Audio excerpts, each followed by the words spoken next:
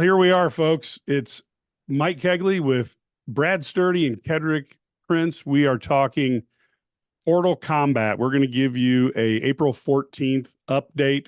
We're going to try to do these as the news permits. And there was a lot of things going on this weekend in general. Brad, before we start with Illini-centric news, why don't we talk a little bit about the craziness of the portal and the things that are going on, because you and Ked have a unique perspective on this as kids who are in the pool, coaches who are trying to swim in the pool to get those kids, and you're probably hearing a ton of crazy stuff. It is. I think it gets wilder every year. The money that's being thrown around, the numbers. We've talked a lot about AJ Storr and demands. Omar Below from Arizona looking at possibly getting over $1 million in Indiana. You've got guys at Louisville has a huge bag. Arkansas, Kentucky is going to help their coach. The amount of dollars that's being thrown around, it's insane. And it's really interesting because usually when people throw this kind of money around, they get their name on a building. Now they throw this money around and they probably lose in the first round of the NCAA tournament. Yeah. And there's no return on investment. And these are smart people. And I know they're passionate and they may bleed that color, but it's already starting with donor fatigue. And what you're seeing, the beginnings are, I'll pay for this guy, but not for that guy. And that's where we're at in these things. And it's definitely going to be an interesting, and I just think, and also I wonder how much, I know a lot of false numbers too. Yes. Because people are inflating their value. And the school that's going to get guys, they don't care if it gets inflated because it makes their school look better.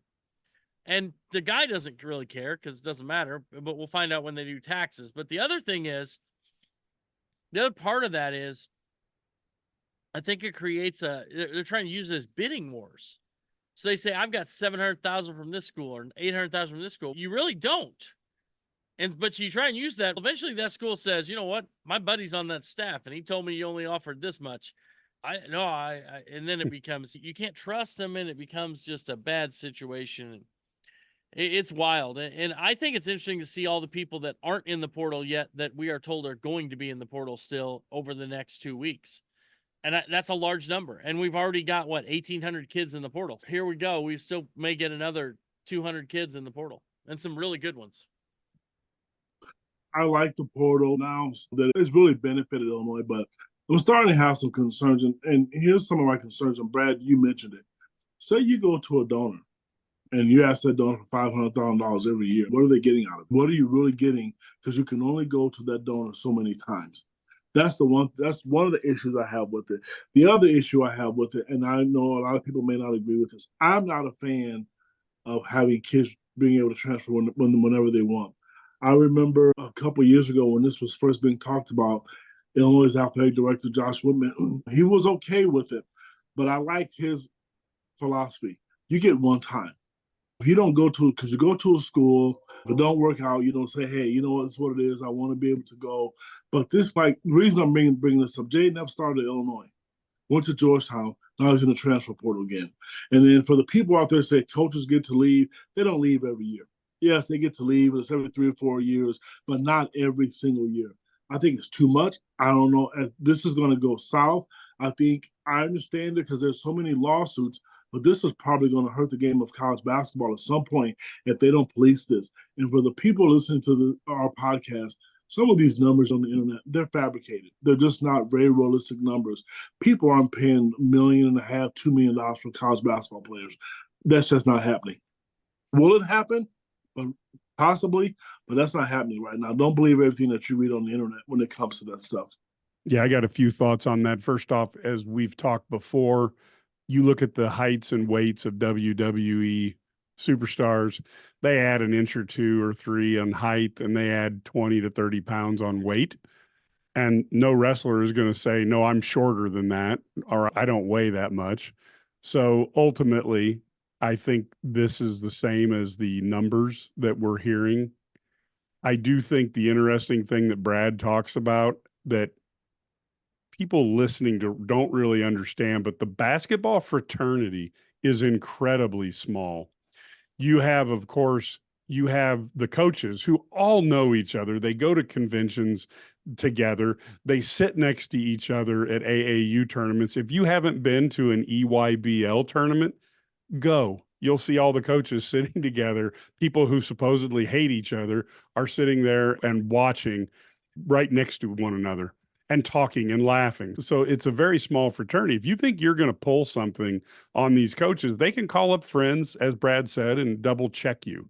And I think the other thing, and this is what Josh Whitman, the athletic director at Illinois, has been saying for 3 years now, is he talked about how college sports would probably go the European model, where different conferences might have slightly different rules, and then they'll play a big tournament together like they're doing in football to see who the best team is. I think because of all the lawsuits the NCAA is losing and their inability to do something new, I think they will fail at getting an antitrust exemption because Congress can't do anything. And then that means that the conferences will have to find a solution. I think it will be some sort of agreement that their employee athletes, no longer student athletes, but employee athletes.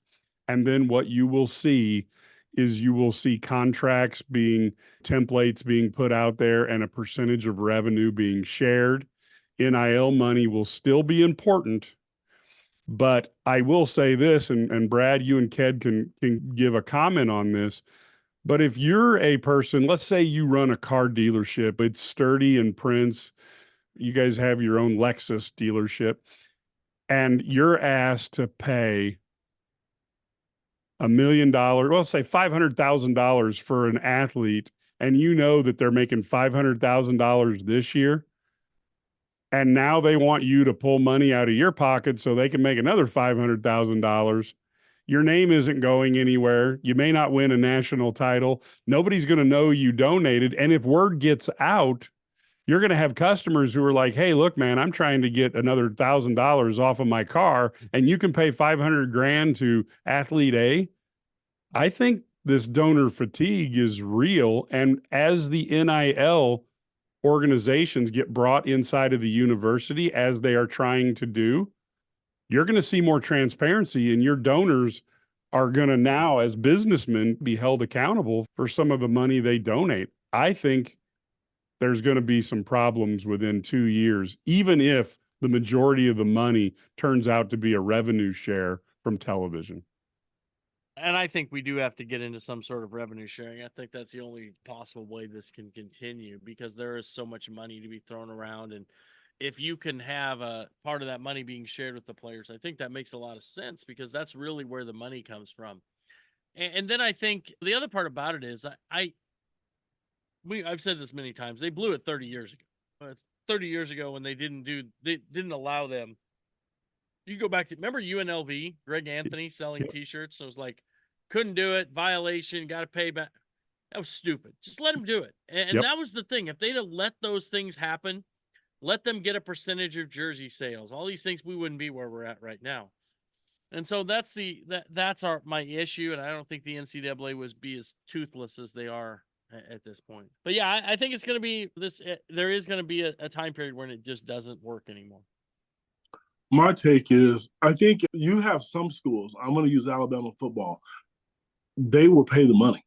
They will. Some of these schools, you look at a Michigan, Alabama, Ohio State, where they know they want to be number one, you're going to have those people. There's so much money in some of those places where I don't know if the resources will dry up, because if they keep it the same, if they don't get it from Prince, they're going to get it from Sturdy. They don't get it from Prince and Sturdy, they're going to get it from Cagley, because they want to be on top. Some of those programs, they are who they are. They're the big boys, and they're going to continue to do it. Don't quote me on this, but maybe you guys may remember this, but I remember when the NIL first came out, and the reason I mentioned Alabama, I thought there was a donor who gave a vehicle to every scholarship football player, and they all received money or something like that. That's tough to compete. If you're like you're a Northwestern or University of Iowa, Wisconsin, you're not going to be able to compete with stuff like that. It's just not going to happen. But the big boys, they are going to continue to do it. Yeah, I think there's some challenges. And certainly, I don't think that Alabama or Ohio State is going to say, gosh darn, everybody gets the same revenue share. So I guess this really good linebacker is just going to go to University of Illinois. They're going to find the donor and they're going to put together an NIL deal that will be very aggressive and see if they can get that kid to come because they want to win. But I do think that donor fatigue that Brad has been warning about is going to become a reality, and it will be very interesting to see exactly where that goes. So now let's pivot a little bit because this was a big day today. Kylan Boswell out of Arizona, who obviously a kid who has roots in Champaign-Urbana, is going to be a Fighting Illini next season. Comes off of a sophomore year where he played at Arizona, 26.9, so 27 minutes a game, had a 37.9% three-point percentage, and averaged 9.6 points a game, along with 3.6 assists. You're looking at a kid that really doesn't turn the ball over much. They finally have the point guard that's been so elusive. Brad, you want to talk a little bit about what Kylan Boswell will mean to this Fighting Illini team next November? Kylan Boswell is a great ad for Illinois. I think he's really important because he's a guy who can play point guard, but also he's a guy who doesn't have to play point guard. So if you do end up using let's say last year they used Marcus Damask as the facilitator and they had him do all the creating through booty ball, whatever. Boswell can space and shoot threes. So what that does, that creates a guy who can space the floor. The other thing that he is, obviously he's a very good passer. We know that 3.6 or 3.9 assists, whatever he had this year. But the other thing I like about Boswell is that he's also a very good defender. People think that because he's a little thicker, he's not as quick. He's got very good moves laterally extremely well. Now, and so they did not have a guard defender outside of Terrence Shannon last year. It was a sieve. And so they could not guard people. Now they have a guy who can guard. If they can get Sincere Harris back on there, you actually have two guards who can get after people and do some things defensively that could help them. Now, the other thing about Boswell is that he does have issues. We know that he's had some issues off the court, maybe training not as well as he should be. We saw there's the video going around of him late night, casinos, drinking, whatever, because he is in college. Yes. And that's what kids do when they're in college. But so I think we have to, but he understands that he's still do it too. Well, they do. They do. We don't care as much about them though, right? But I think the thing is, you've got a kid now who understands where he needs to be. Getting him with Fletch, I think, can add some elevation, add some quickness, add some explosion to him, and lean him up a little bit. It's just 5 pounds, 10 pounds, something like that. But it's more like you're converting him. Just make himself a little bit leaner and look more like a basketball player instead of a fullback. And I think that is going to be important for him to get to that next level from a quickness or leaping standpoint. I'm not saying he's ever going to be jump out of the gym guy, but he's just a really good basketball player. He knows how to play. He needs to get a little better in ball screen situations, but this is a guy who's really talented with the ball in his hands. Brad, I'm going to add another guy to your Sincere Harris and Kylan Boswell. Javon Gibbs-Longhorn, his defense is just really improved. That's another guy. Here's my thing that I like about Kylan Boswell. Number one, it was the worst kept secret in the world that he wanted to come home. But what I like about Kylan, this is not a knock against Arizona because didn't cover Arizona, but I did watch him play because I watched college basketball. I think the 9 points a game, I think I don't want to say deceiving, but I know he's more than capable of putting up bigger numbers. And I think the Illinois staff knows that. They really pursued him hard when he was in high school. I can tell you, and Brad as well as I do, when I say they went in all 5 gears to get this kid in high school, they put in, if it's 5 gears in the stick shift, they put in 14 or 15. He's a kid that they really identified. And once he got in the portal, as soon as they found out, they went after him. And he's a guy that I think that can really help them stretch a defense, but he's also strong. He's listed at 6'2". I don't know if that's fabricated with his shoes on, but he is a really strong guard. Even though he's not 6'4", 6'5", you're not going to be able to put him on the block and post him up because he is a thick, strong kid. And I like the fact that he can, like Brad mentioned, he can also play the 1 and 2. That's going to be key. And it's also, from that position, it's nice because you had not Illinois fans or people who are alumni, you've not seen a guard that's going to be able to put the ball in the basket like that from the guard position, because now it's going to be a different look and the scout's going to be different. The team's going to be different, which we'll talk about as well here, but he's going to give them another dimension. And it's nice because one of the reasons he wants to come back home, for the fans who really want to know, Illinois has done a really good job of letting players be themselves, and there's not so much control and chaos within the system. Kids see that. And that's one of the reasons Kylan Boswell picked Illinois. A lot of coaches will tell you you're going to pick and run and do all this.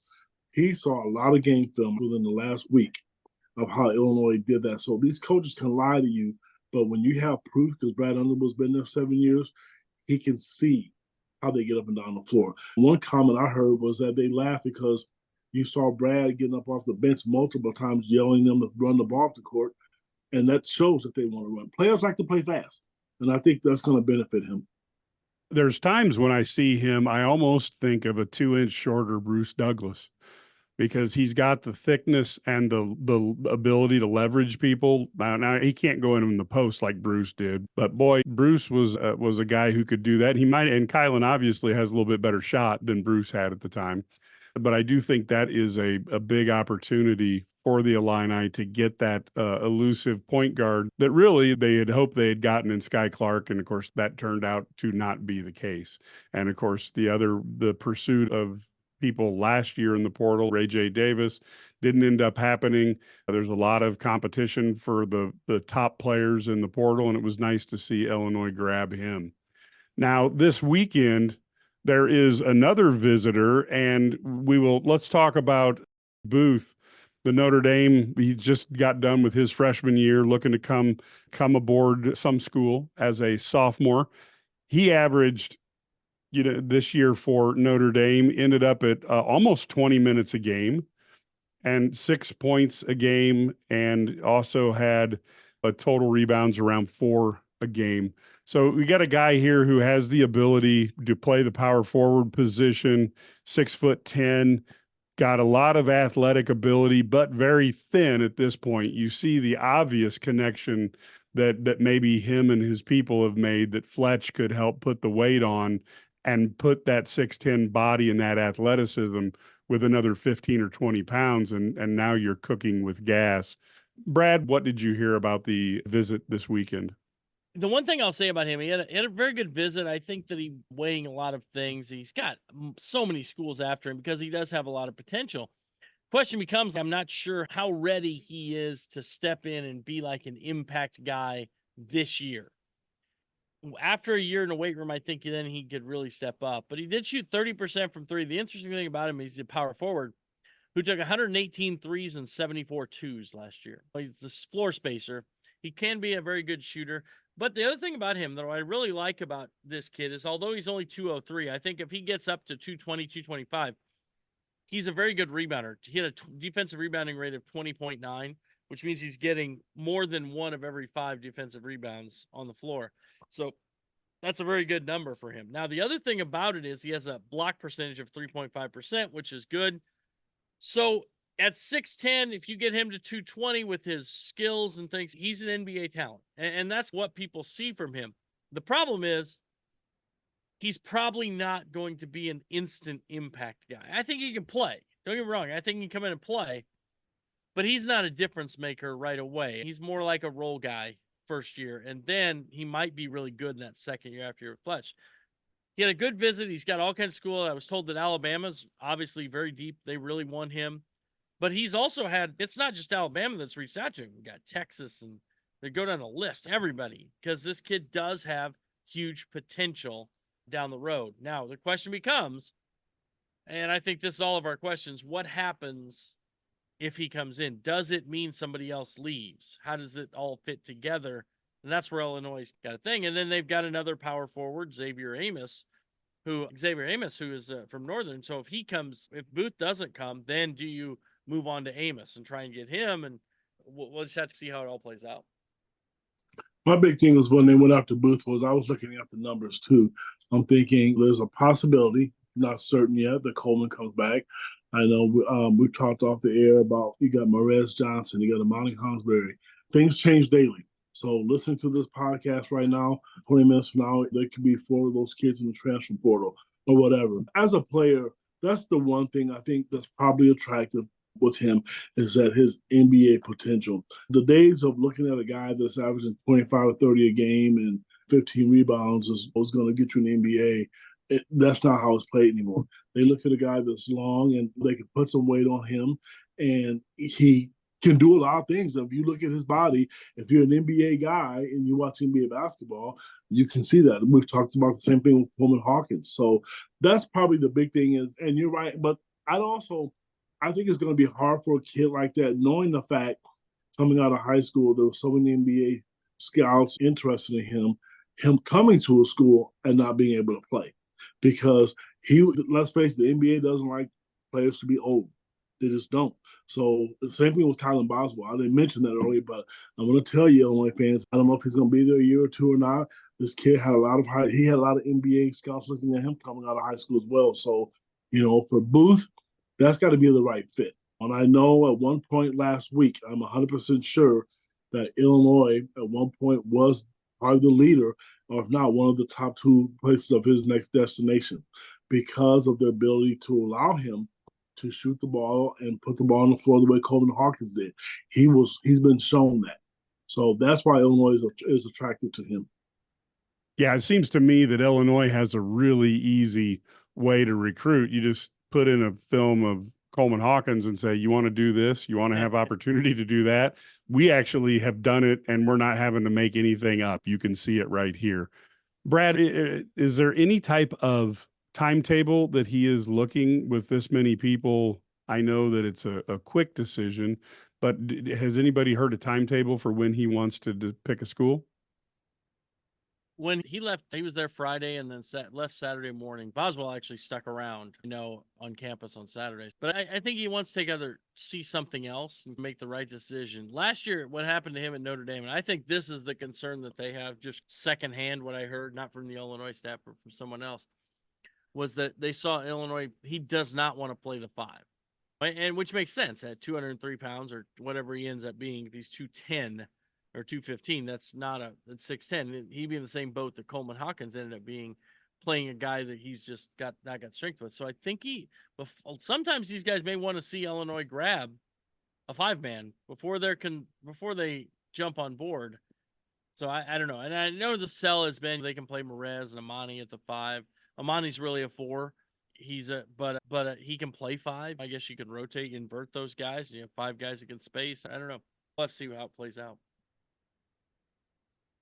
I think it's going to be tough if you're going to play Marez at the 5 to ask a true freshman to come into the Big Ten, not just as a freshman, but to compete against 22 and 23-year-olds and do well. I agree, and I don't blame Booth for that because it would be a concern. It was a concern for Coleman Hawkins, and he's been here for 4 years.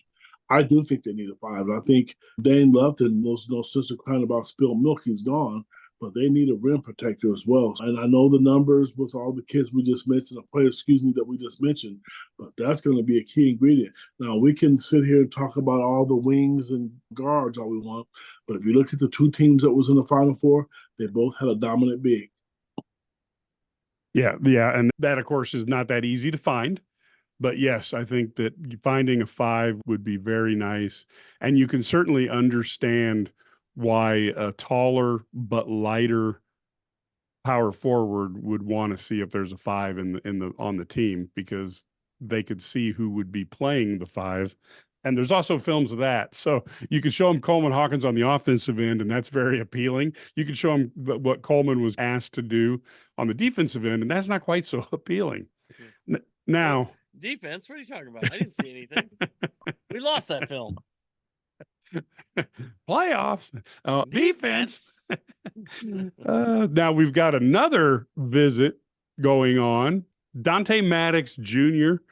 out of Toledo. and he is coming. And what's Brad? You can talk a little bit about how many years he has left. 2 years at Cal State Fullerton, 2 years at Toledo, but really this year was a breakout. 15.6 points a game. He's a guy that shot 40% from the three, 86% from the free throw line, has the ability to get some assists. Is he a point guard? Is he a lead guard? Is he a shooting guard? Where do you put him? And what are your thoughts on Dante? I think he's more of an off the ball player. He can play in ball screens. He's actually not bad, but he's not a true point.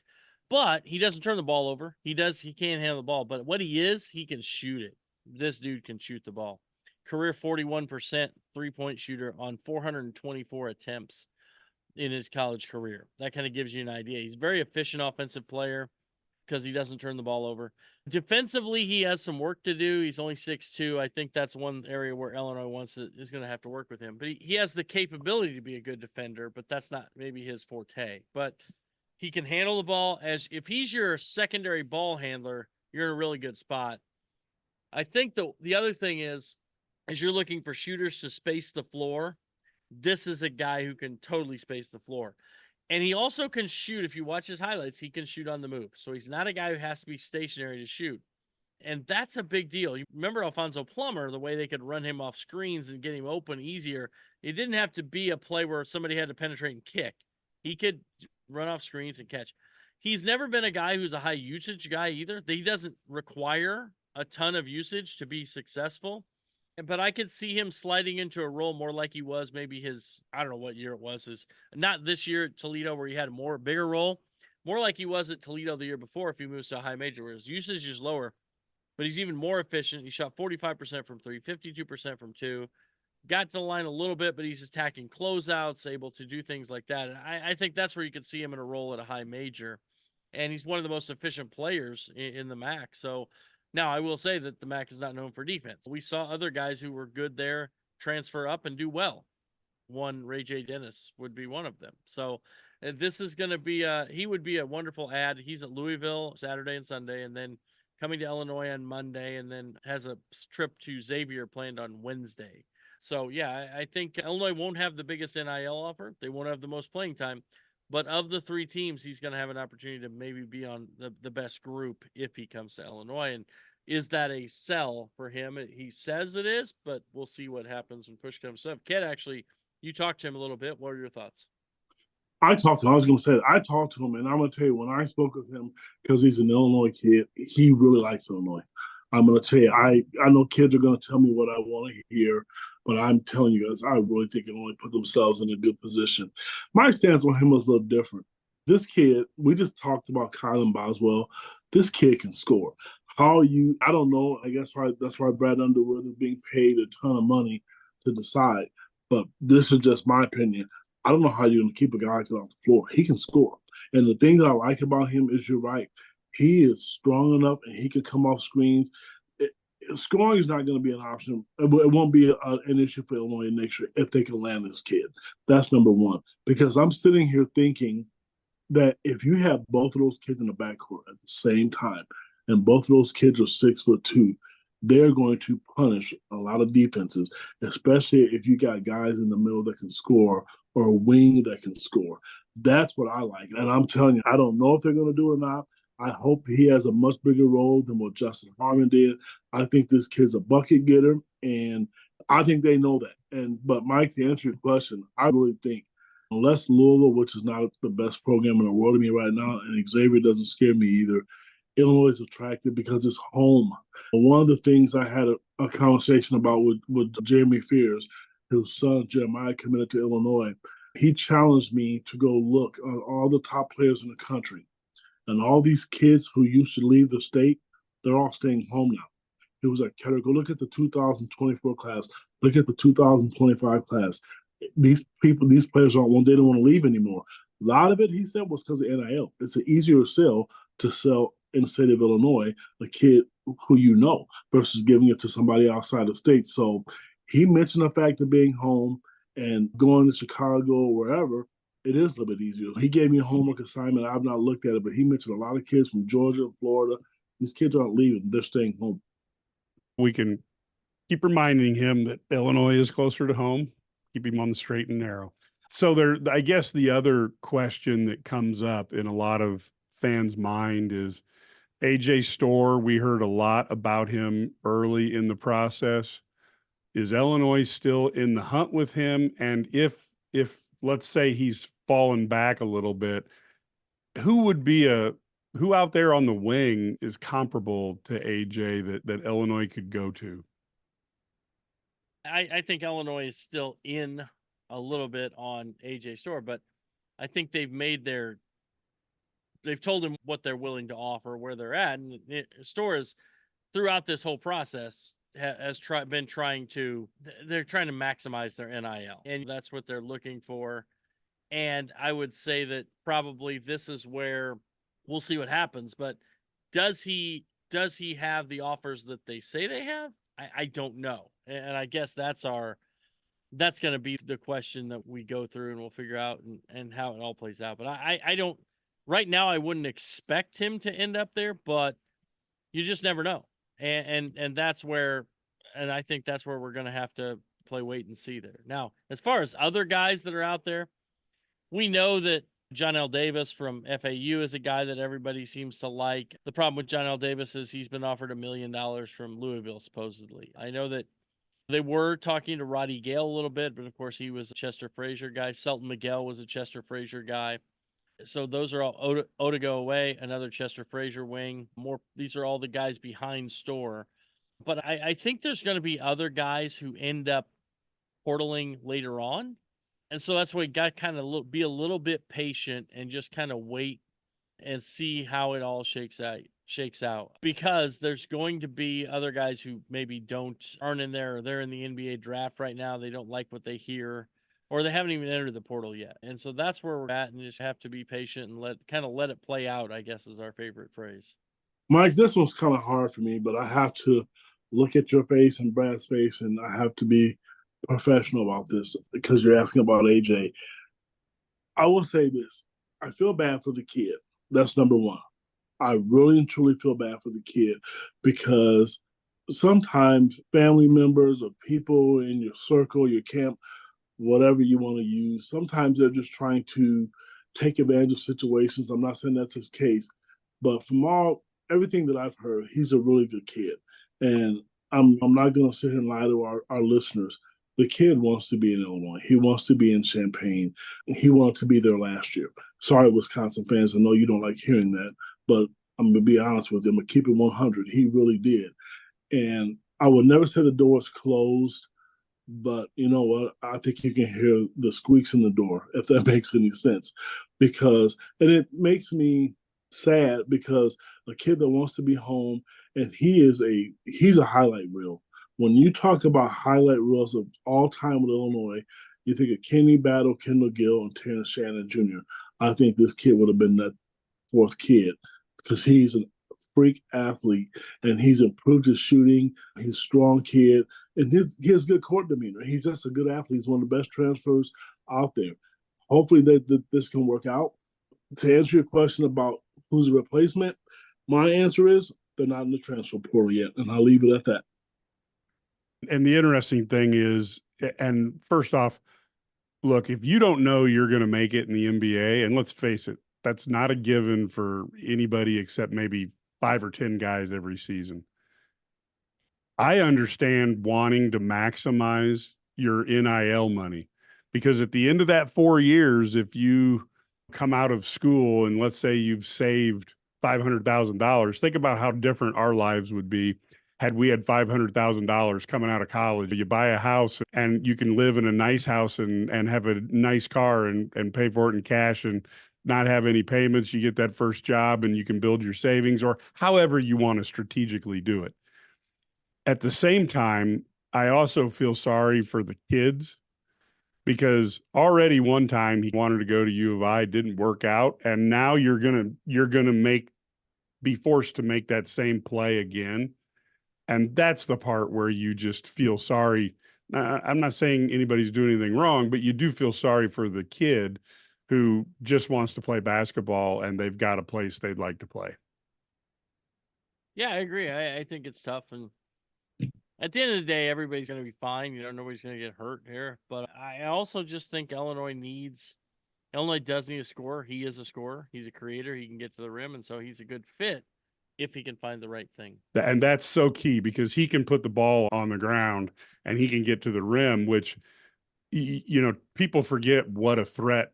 And not that they forget, but Terrence Shannon got to the rim and he caused defenses so many problems, and you can't just spot shoot and put that type of pressure on a D.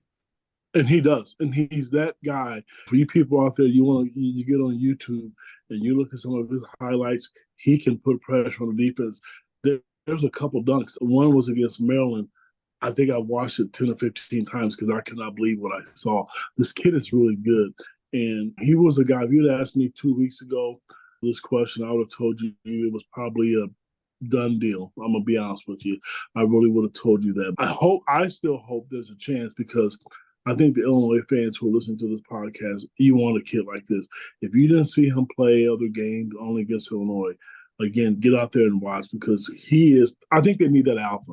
And he's that one guy that could just go over there. He's not a vocal guy. Terrence wasn't a vocal guy, but he's a game changer to me. And we'll see how that goes. Like you said, it's never over until it's over. But boy, we would love to see him in the orange and blue, but everybody's got to get along. So we'll see where that goes. Now, the other thing that Brad kind of brought up is some guys were Chester guys. And of course, it hasn't been officially announced by either West Virginia or Illinois, but Chester Frazier appears to be going to West Virginia. Brad, that's obviously closer to home. Chester's a Baltimore guy. Can you talk a little bit about this decision and maybe where the Fighting Illini staff goes to fill it? And I've got to think it's a lot easier filling an assistant coach role after coming off of an Elite Eight versus maybe in the past where the success wasn't there as much in the tournament. Yeah, man, I tell you, we start looking at assistant coaches, and it's really hard to pick assistant coaches and pick out who they're targeting, things like that, or who would be a good fit. We like to look at Illinois alums. That didn't work out so well. So with Chester, he had a good run. He's moved on. So I don't know. We'll see what happens. What do you guys? I'll tell you what. The big name that everybody wants for Illinois is who? Orlando Antigua. He's the big name. That would be awesome. But it seems like he's going to Arkansas with Cal. Obviously, Illinois will make a play. Does he want to live in Arkansas? I don't know how the golf courses are in Arkansas, but I know he liked the ones in Champaign when he was here. So there is something to be said for that. And he's a great recruiter, really good coach as well. Other guys, Adam Cohen from Xavier, Mike Meningay from Oregon. There's an assistant at Tennessee that I've heard name mentioned. A lot of names been thrown around. Bruce Weber. So, what? Would be amazing, wouldn't it? I know you're right. It would be amazing. If they would put him in a non-recruiting role, oh my God, it'd be fantastic. Just doing game planning and scouting and just watching film, and all the other coaches have to do is just show up. Oh yeah, it'd be because he is such a good. Yeah, I was half joking. High. Yeah, half joking, half not. That's the kind of guy who would be fantastic, because Tim Anderson's a fantastic recruiter. And how about Jeff Alexander? Kylan Boswell, he's got a commit from Jeremiah Pierce. He's getting a visit from AJ. I can't even pronounce his name now. Thor from the kid from out Prolific or Compass Prep or Arizona Compass Prep. He's out there, number one player in 2025. Supposed to have a visit. Jeff Alexander's killing on the recruiting trail. You got Tim Anderson, who's always killing on the recruiting trail. You give me a guy who can be X's and O's and do scouting, and man, that'd be huge. Well, I'm not going to say who they're going to get. I will just say what I was told, that there's a lot of people who are interested and it was going to be a good hire. I did hear that. And I would not be surprised, because if you think Brad Underwood's going to be caught blindsided, it's not going to happen. It's a very attractive job, and it's out there. They pay well. I believe Illinois, Brad Underwood is one of the top 8 highest paid coaches in college basketball. The assistant coaches are being paid well. I would love to have had Jamal Walker back, but Brad told me, I didn't know this, which I'm surprised, that he went to Ohio State. They're going to get somebody really good, and I would love for Orlando to come back.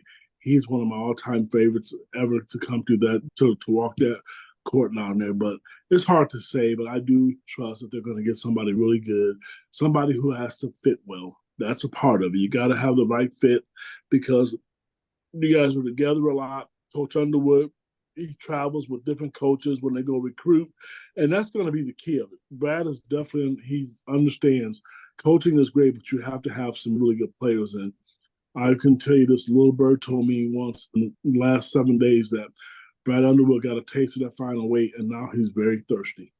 He really wants to get back. So the next coach they're going to get, I can assure you, they're going to have some recruiting ties as well. Yeah, and it's AJ DeBanza, I believe is how you pronounce his last name. And boy, oh boy, would that be a lot of fun to have the number one recruit in 2025 coming in to Illinois. One of the few things Illinois has not had is a successful one and done. That would be a nice little piece to check off the list, and maybe a national title too. That would be even better. The one thing that I put on Twitter, is it may be true that Chester leaving may be good for the Illini staff, and it may be good for Chester. So I think, and it could be good for WVU as well as Illinois. So sometimes change is a good thing, and we all wish Chester fantastic, good fortune as he moves forward. The only time I won't root for Chester is if his team is playing the Illini. Yeah, I totally agree. I think Chester's great. I've known Chester since he visited back in 2000. Was it 4? I think it was 2004 when he was shooting it in State Farm Center, Assembly Hall back then. And I remember I was on the sideline while he was shooting some threes and stuff. That was my first interaction with him, obviously. And then, of course, he was here as a grad assistant, and then he left, went and played a little bit, and then came back and worked for Coach Weber, worked for Virginia Tech before coming to Illinois. So, obviously, known him for a long time. I think he's great. Great guy. I think he's a fantastic young basketball coach. I think he's going to be really successful at West Virginia. I think it's probably a better fit for him because all of his contacts being on the East Coast. He can bring a lot of kids from that Baltimore, D.C. area. And I think you look at how many guys bring guys from Baltimore, D.C. area to – he brought Epps, he brought Hansberry, he brought Sincere Harris from Ohio. He went out and got dudes from outside the area. That's hard to do, to bring them into Illinois to play. And so that was impressive what he's done. Jace Butler was another one that was committed as well. So he did a great job recruiting, and I think it'll be easier for him in West Virginia to get more of kids from that region to come there. It's much closer to that East Coast. So yeah, good luck to him. And I think Illinois is going to be fine. I think they're going to hire a good assistant coach to replace him, and they're going to continue to win because Brad Underwood, one thing we've found is over the last 5 years is this dude wins games. And at the end of the day, isn't that what you want your coach to do? I think Chester's a blue-collar kind of guy. Look at the guys that you mentioned. Chester's an old-school guy, but he's an old-school guy trapped in a young man's mind and body. He really wants to just go get 3-star kids, build them up, make them better players. That's who he is. As a player, I remember watching him play, but one of the things I really enjoyed was when he came back on staff this time. Brad, you were there. He got on the Zoom call with us. And when he got on the Zoom call, he started telling all of us, Ked, Brad, all the other guys, it's good to see you. He remembered us. And the one thing I want to give him kudos for, even when he was at Virginia Tech and Kansas State, he was constantly checking in on the Illinois program.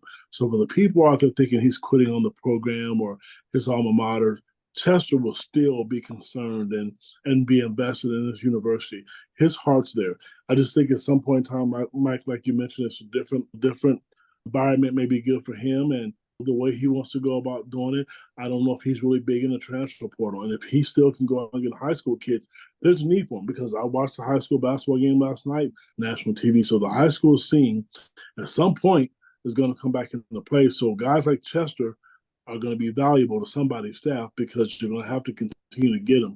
Because like we said at the beginning of this show, I don't know if that transfer portal is going to stay that way forever. And Mike, you mentioned a one-and-done guy. I'm going to tell you this.